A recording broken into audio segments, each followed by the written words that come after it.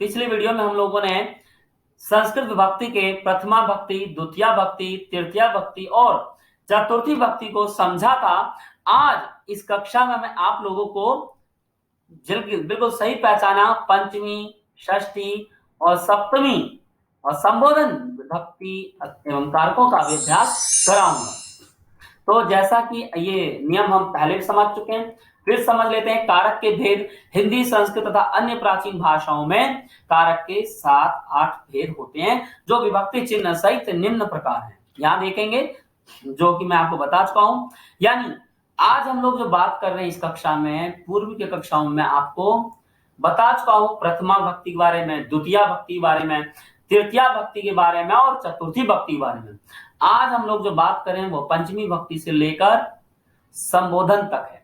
तो इनके कारक चिन्ह हैं, आप देख लीजिए, अंग्रेजी में भी है और हिंदी में क्या कहते हैं वो भी है, और कारक का नाम क्या है वो भी लिखा है, और इसका सामान्य अर्थ क्या होता है वो भी लिखे हैं। यहां से हम देख लेंगे।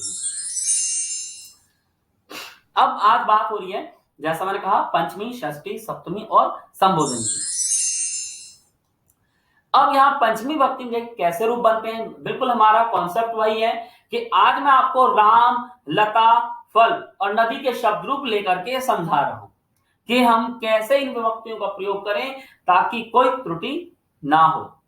तो देखिए, जैसे राम में क्या होगा, यहां इस स्लाइड को समझना बहुत जरूरी है, आप स्क्रीनशॉट भी ले सकते हो। तो देखिए, राम का रामात बना, तो ऐसे कोई भी पुल्लिंग शब्द होगा, अभ्यास होगा तो ग्रंथ का ग्रंथात, कोई भी शब्द, बालक का बालकात, वृक्ष का वृक्षात, हम लोग इसी प्रकार से प्रयोग करेंगे। लता का क्या हो जाएगा, या, ये देखिए बिल्कुल सरल, या अलग से आ जाएगा, और फलम में फला, ठीक है। और नद्या में देख लीजिए द हलंतया, फिर या विसर्जित, यानी वहां पे भी उसका शॉर्ट हो जाएगा, नदी का नद्या, अंतिम स्वर हट जाएगा, वो या में जाकर बन जाएगा, ठीक है। अब यहां अभ्यास देखिए।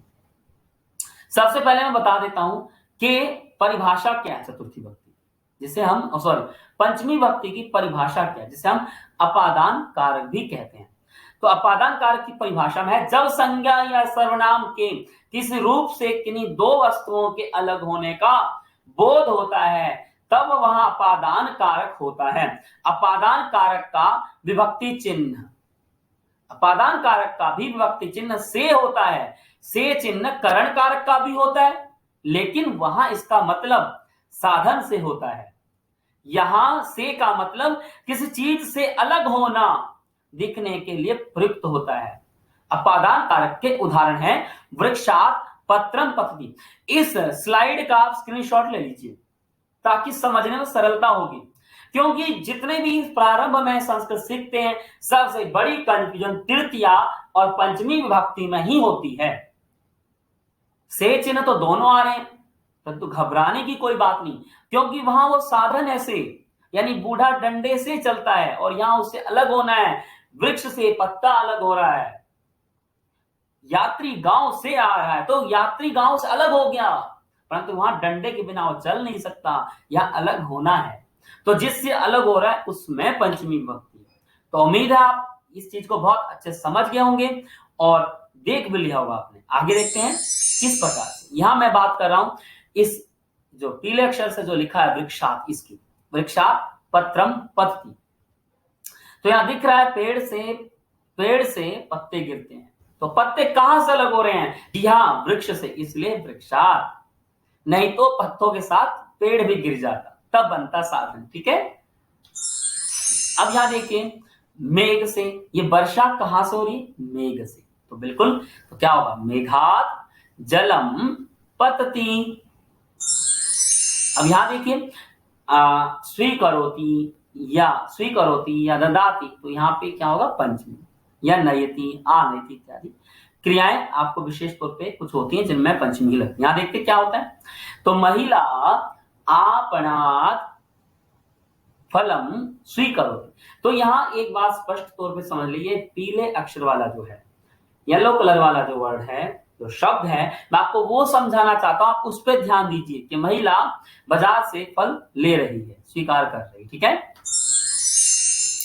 आगे यहां देखिए कुछ अभ्यास, सिंपल, बिल्कुल सरल है, जैसे मैंने बताया था आपको। यहाँ पे क्या होगा, इस माँ को हटके फलम में क्या था, प्रारंभ में ही फलात, यहाँ पे भी क्या होगा, जी हाँ फलात। ठीक है, इस चीज को हम लोग जरूर समझें कि यहाँ पे फलात हो गया। इसी प्रकार हम देखेंगे पुस्तकम का पुस्तकात। ठीक है, तो जल का जलात होगा, दंत का दंतात। अब यहाँ अभ्यास करते हैं इसी प्रकार से। तो आत लगना है सब में, क्या लगना है, आत। ठीक है, और त में हलंत होता है, जैसे फलात।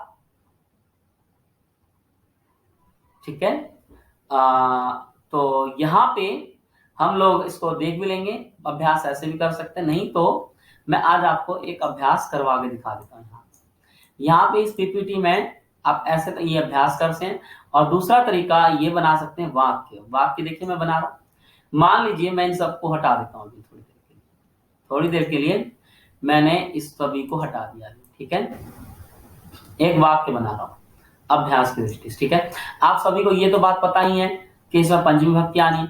अब मान लीजिए मैं यहाँ बताने फल वृक्ष से गिर रहा है, तो फल वृक्ष से यदि गिरेगा तो क्या होगा वृक्ष का, जी हाँ वृक्षात। और स्यूता मतलब क्या था, बैग, तो बैग का क्या होगा, स्यूतात। बिल्कुल सही पहचाना।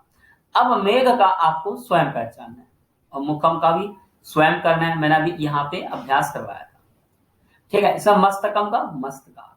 अब चलिए वाक्य देखते हैं कैसे। फलम वृक्षात पतति, पुस्तकम स्यूतः स्यूतात् पतति, जलम मेघ मेघात् पतति, दंतः मुखम, जी हाँ पहचानिए, मुखात् पतति, केशः मस्तकम, पहचानो, अभ्यास करो, तो क्या होगा, इसका म हट के क्या हो जाएगा, आत, तो मस्तकात, तो केशः मस्तकात पतति। इसका अर्थ क्या है, फल वृक्ष से गिरता है, पुस्तक बैग से गिरती है, जल मेघ से गिरता है, दांत मुंह से गिरता है, केश सिर से गिरता है। अब देखिए अगला अभ्यास, जैसे मैंने राम, लता, फल और नदी बताया था, तो यहाँ पे भी लता और नदी का अभ्यास है। ठीक है, तो वस्त्रम पेटिका का क्या होगा, लता का क्या हुआ था वहां पे, पहचानिए, लता का हो जाए था लता यह, तो हमने सिंपल यह ऐड करना है। ठीक है, स्त्रीलिंग में यह, देख लीजिए यह।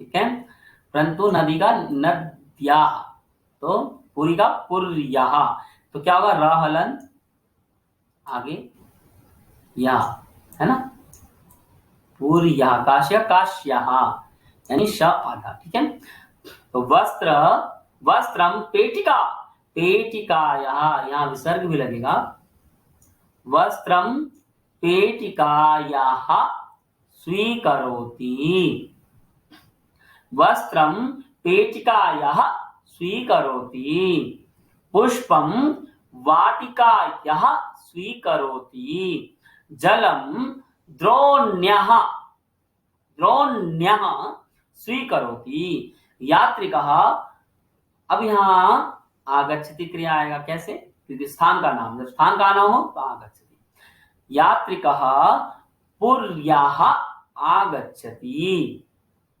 विद्वान काश्याः आगच्छति। तो यह अभ्यास है, दो प्रकार का अभ्यास कर सकते हैं। अब यहाँ पे हमने ऐसा अभ्यास दिया, यानी स्वीकार कर रहे हैं, यानी ग्रहण रिसीव कर रहे हैं, आगच्छति आ रहा है। ठीक है, तो विद्वान काशी से आ रहा है, या विद्वान को काशी से स्वीकार कर रहे हैं, यानी रिसीव कर रहे हैं, ऐसा भी हो सकता है। ठीक है, तो आशा है आपको यह अभ्यास आ गया होगा पंचमी का। अब एक और अभ्यास करते हैं, तो यहाँ पे गच्छति है, परंतु यहाँ पत्रालयः जनकः पंचमी का प्रयोग भी हो सकता है,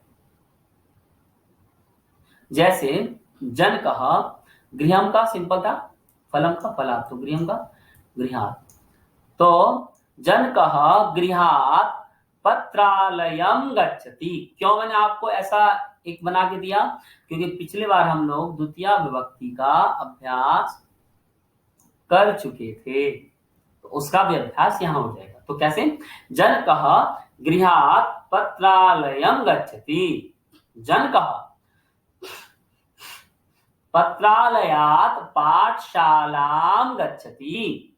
अब फिर पाठशाला से क्या कर रहे हैं, जनकः पाठशालायाः देवालयं गच्छति, जनकः देवालयात् कार्यालयं गच्छति, जनकः कार्यालयात् नदीं गच्छति, जनकः नद्याः गृहं गच्छति। पाठशाला पाठशालायाः, देवालय देवालयात्, कार्यालय कार्यालयात्, नदी नद्याः। तो जनक के स्थान पे हम लोग और भी वाक्य प्रयोग कर सकते हैं।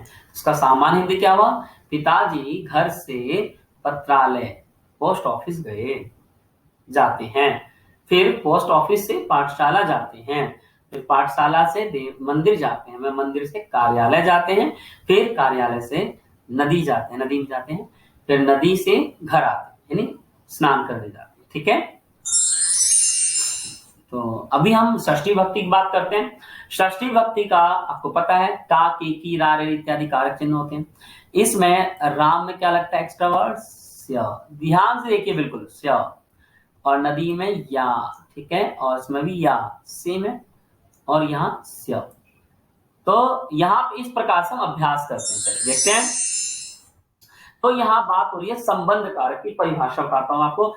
जैसा कि हमें कारक के नाम से ही पता चल रहा है कि यह किन्हीं वस्तुओं में संबंध बताता है, संज्ञा या सर्वनाम का वह रूप जो हमें किन्हीं दो वस्तुओं के बीच संबंध का बोध कराता है, वह संबंध कारक कहलाता है। संबंध कारक के विभक्ति चिन्ह का, के, की, ना, ने, नो, रा, रे, री आदि हैं। संबंध कारक के कुछ उदाहरण मैं यहां बता देता हूं। रामस्य पुत्रः लव अस्ति, तो प्राय बहुत सरल है। ये जो संबंध कारक है प्राय संबंधों में लगता है। यहाँ देखिए हम बात कर रहे हैं, हम अभी अभ्यास करें इस शब्द की जो पीले कलर से।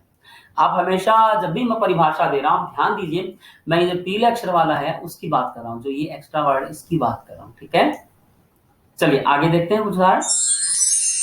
आप देखिए इस चित्र में दिख रहा है शिव की पत्नी पार्वती है, हमारे आराध्य देव हैं शिव। इसी प्रकार हमारी देवी पार्वती के पति शिव हैं और पार्वती के पुत्र गणेश हैं। इसी प्रकार भगवान शिव जी के पुत्र गणेश हैं। तो यहाँ इन सभी संबंध है, पुत्र का, पति का और पिता का इत्यादि। तो इस प्रकार हम देखते हैं संबंधों में प्रायः हमेशा षष्ठी भक्ति का प्रयोग होता है। देखेंगे कैसे। शिवः, तो शिव का, शिवस्य पुत्रः गणेशः, शिवस्य पुत्रः गणेशः। और भी अभ्यास बता दूं मैं आपको, बिल्कुल पार्वती यानी नदी की तरह चलेंगे इनके रूप। तो क्या होगा, पार्वत्याः पुत्रः गणेशः, पार्वत्याः पति शिवः। इसी प्रकार शिवस्य पत्नी पार्वती। अनेक संबंध जो भी हैं, संबंध बताने में षष्ठी भक्ति का प्रयोग होता है। आगे देखते हैं, ये पति पत्नी संबंध आ गया, वहां क्या, पुत्र संबंध। तो क्या हुआ, रामस्य पत्नी सीता, तो यहाँ राम का रामस्य। तो यहाँ मैं जो बताना चाह रहा हूँ ध्यान सुनिए, हमें ये ऐड करना है, ये हमें समझ लेना है पूरी में। ठीक है, सिर्फ आप पॉजिटिव कर सकते हैं, सीतायाः पति रामः। अब ग्रंथ और ग्रंथकार में भी षष्ठी लगती है। देखिए कैसे, रामायणस्य लेखकः वाल्मीकि। क्या है, रामायणस्य लेखकः वाल्मीकि। देखिए स्य आया ना, बिल्कुल मैं इसी की बात कर रहा हूं यहाँ पे। इस चीज को समझना बहुत जरूरी है। यहां देखिए कुछ अभ्यास, जैसे मैंने कहा संबंधों में हमेशा षष्ठी भक्ति का प्रयोग होगा। अब उमा का क्या हो जाएगा आप स्वयं सोचिए, और इधर शिव का क्या हो जाएगा आप स्वयं सोचिए। तो यानी इनमें षष्ठी भक्ति का हमें प्रयोग सीखना है, अभ्यास करना है। तो स्त्रीलिंग में लता का क्या होता है, लतायाः, तो उमा का उमा याः। मैं पूरा अभ्यास करवा रहा हूं आपको, आप भी साथ में अभ्यास कीजिए। शिव का क्या हो जाए, पुल्लिंग शब्द, तो राम की तरह शिवस्यः शब्द वर्ण आएगा। इसी प्रकार यदि इकारांत होगा तो नद्याः। ठीक है, तो अब हम अभ्यास करते हैं। सभी तैयार? तो मैं आपको एक वर्ड बोलूंगा और आपको पहचानना आगे क्या होगा। तो उमा का क्या होगा? उमायाः पति शिवः। ठीक है, पहले हम इधर से अभ्यास करते हैं, बाद में इधर शिव की तरफ से अभ्यास करेंगे। ठीक है, तो उमायाः पति शिवः। अहिल्या, अहिल्याः पति शिवः। सुभद्रा, सुभद्रायाः पति शिवः। सुमित्रा, सुमित्रायाः पति, इसको थोड़ा ठीक कर लेंगे, उमा, उमायाः पति शिवः। अहिल्या, अहिल्यायाः पति गौतमः। सुभद्रा, सुभद्रायाः पति अर्जुनः। सुमित्रा, सुमित्रायाः पति दशरथ। सत्यभामा, सत्यभामायाः पति कृष्ण। शकुंतला, शकुंतलायाः पति दुष्यंतः। इस प्रकार से अभ्यास करेंगे। अहिल्या, अब हम वापस आएंगे रिवर्स में। शिवः, शिवस्यः पत्नी उमा, तो सेम इसी प्रकार। गौतमः, गौतमस्यः पत्नी अहिल्या। अर्जुन का क्या होगा? अब चलिए मैं रंग चेंज कर लेता हूं ताकि हमें कोई कंफ्यूजन ना हो। अब अर्जुनः, अर्जुनस्यः पत्नी सुभद्रा। दशरथस्यः पत्नी सुमित्रा। कृष्णः, कृष्णस्यः पत्नी सत्यभामा। दुष्यन्तः, दुष्यन्तस्यः पत्नी शकुंतला। लेखकों के संबंधों में सेम। रामायणस्य लेखकः वाल्मीकि। स्वयं रचना भी कर सकते हैं, तो रचना लिख सकते हैं यहाँ पे दूसरे अभ्यास में हम लोग, जैसे कि वाल्मीक्यः रचना रामायणम, यानी वाल्मीकि की रचना रामायण। रचना और लेखक दोनों में षष्ठी भक्ति का प्रयोग कर सकते हैं। तो जैसे रामायणस्य लेखकः वाल्मीकि। नाट्यशास्त्रस्य लेखकः भरतः। गोदानस्य लेखकः प्रेमचंद्रः। पुराणस्य लेखकः व्यासः। अर्थशास्त्रस्य लेखकः कौटिल्यः। पंचतंत्रस्य लेखकः विष्णु शर्मा। इसी प्रकार आप इधर से भी कर सकते हैं अभ्यास। कौटिल्यस्य लेखकः रचना अर्थशास्त्रम। विष्णु शर्मायाः रचना पंचतंत्रः। व्यासस्य रचना पुराणम। प्रेमचंद्रस्य रचना गोदानम। भरतस्य रचना नाट्यशास्त्रम। इसी प्रकार वाल्मीकि में आपकी हरित कलम चलेगी। अब यहाँ पुत्र और पिता संबंध में जैसे मैंने अभ्यास का उसी प्रकार से। तो रामः, रामस्य पुत्रः लवः। शिवस्य पुत्रः गणेशः। दशरथस्य पुत्रः रामः। देवस्य पुत्रः कृष्णः। पांडुराजः, पांडुराजस्य पुत्रः अर्जुनः। रावणः, रावणस्य पुत्रः मेघनाथ। उसी प्रकार हम अपोजिट कर लेंगे, कलर चेंज कर लेंगे।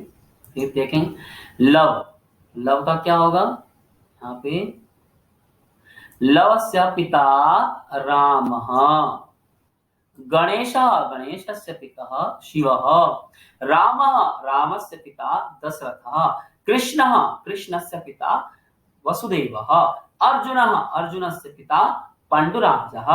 मेघनाद, मेघनादस्य पिता रावणः। इसी प्रकार पुत्र संबंध में यहाँ सारी स्त्रीलिंग जो रूप है। नदी प्रचलित, तो नदी का क्या होता है? नद्यः। तो जैसे मैंने बताया यहाँ पे भी हम रिवर्स कर सकते हैं। तो माद्री का पुत्र, माद्र्यः पुत्रः नकुलः भी, और नकुलस्य माता, यहाँ पे इसका अपोजिट शब्द होगा। हम वो लिख लेंगे ताकि हमें प्रॉब्लम ना हो। शब्द को भी हम लोग लिख लेते हैं। तो पुत्र का अपोजिट शब्द होगा माता या अम्बा। तो इससे हमारे बहुत वाक्य बन जाएंगे, बहुत ही अभ्यास बन जाएंगे। तो नकुलस्य माता माद्री, इस प्रकार से भी बन सकता है। ठीक है, तो हम सामान्य अभ्यास करते हैं। अभ्यास के लिए बहुत स्लाइड्स हैं, आप स्वयं भी अभ्यास कर सकते हो। माद्र्यः पुत्रः नकुलः, कुंती कुंत्याः पुत्रः युधिष्ठिरः, पार्वती पार्वत्याः पुत्रः गणेशः, केकैक्या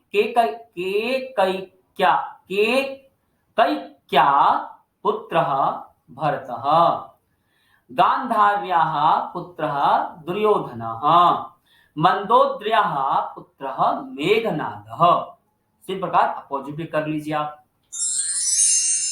अब बात है सप्तमी भक्ति, देखते हैं क्या होता है। इसमें राम में हमारा एक ए शब्द आएगा मात्र, नदी में याम, लता में याम, फल में एक ही मात्रा। देखते हैं कैसे अभ्यास है। तो यहां देखते हैं पहले इसका हम अभ्यास। अधिकरण कारक की परिभाषा क्या है? इस अधिकरण कारक की परिभाषा देखते हैं। अधिकरण का अर्थ होता है आश्रय, अर्थात संज्ञा का वह रूप जिससे क्रिया के आधार का बोध हो, उसे अधिकरण कारक कहते हैं। अधिकरण कारक के विभक्ति चिन्ह क्या होते हैं? इसकी विभक्ति में और, पर होती है। भीतर, अंदर, ऊपर, बीच आदि शब्दों का प्रयोग इस कारक में किया जाता है। अधिकरण कारक के उदाहरण गजः जले अस्ति, तो यहां हम बात करेंगे जले की, ठीक है। अब यहां देखते हैं अभ्यास में जैसे कि क्या है। तो यहां पुस्तक कहां है?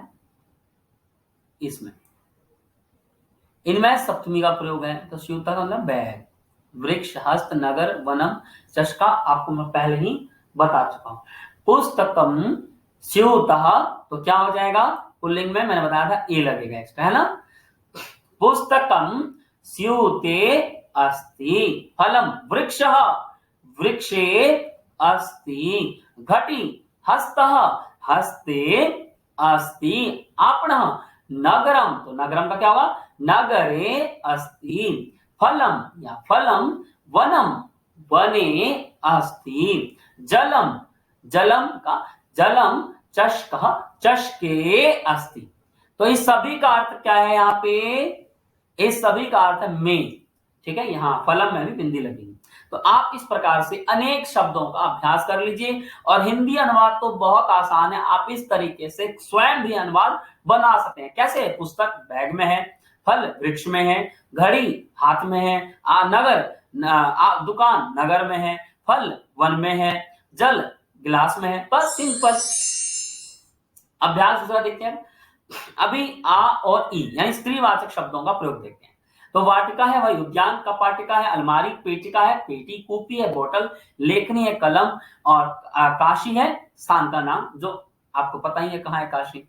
चलिए, पुष्पम वाटिका वाटिकायाम अस्ति, आभरणम कपाटिका कपाटिकायाम अस्ति, वस्तु पेटिका पेटिकायाम अस्ति, औषधम कूपी कूप्याम अस्ति, मशी लेखनी लेखन्याम अस्ति, लेखनी लेखन्याम, कूपी कूप्याम, इसी प्रकार लेखनी लेखन्याम, मशी लेखन्याम अस्ति, विश्वनाथ काश्याम अस्ति।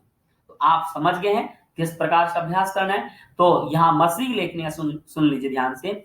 मसी कहते हैं रिफिल को, जो पेन के अंदर सिक्का सिक्का से कहते हैं उसको कहते हैं, ठीक है। तो वो रिफिल किसमें? पेन में। इस प्रकार से इनका अभ्यास आप कर सकते हैं। अब बात करो संबोधन की।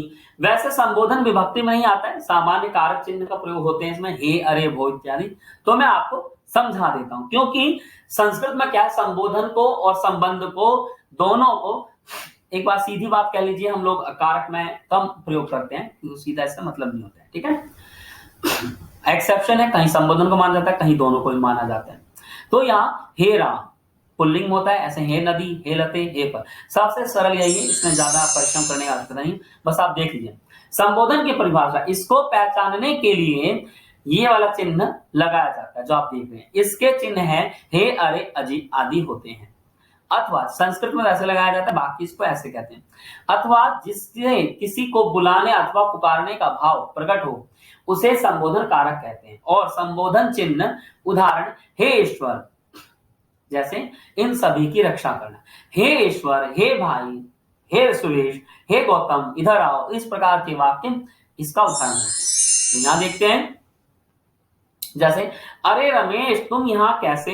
हिंदी में हम लोग प्राय ऐसे ही बात करते हैं, अजी सुनते हो क्या, अरे राम बहुत बुरा हुआ, ओहो, अरे भाई तुम तो बहुत दिनों में आए, अरे बच्चों शोर मत करो, हे ईश्वर इन सभी की रक्षा करना, अरे यह इतना बड़ा हो गया। तो इस प्रकार से आश्चर्य इत्यादि बोधक जो चिन्ह होते हैं संबोधन में प्रयोग होते हैं और संबोधन में प्रयोग होते हैं। अब देखिए यहाँ पे संस्कृत में कैसे प्रयोग होते हैं। राधा अम्ब महती भुभुक्षा क्षीरम ददातु। सामान्य तौर पे आपको यहाँ जो पहला जो शब्द है, जैसे मैं यहाँ बता रहा हूँ आपको अम्ब, आप इस पर ध्यान दीजिए, मैं यहाँ ये समझाना चाह रहा हूँ।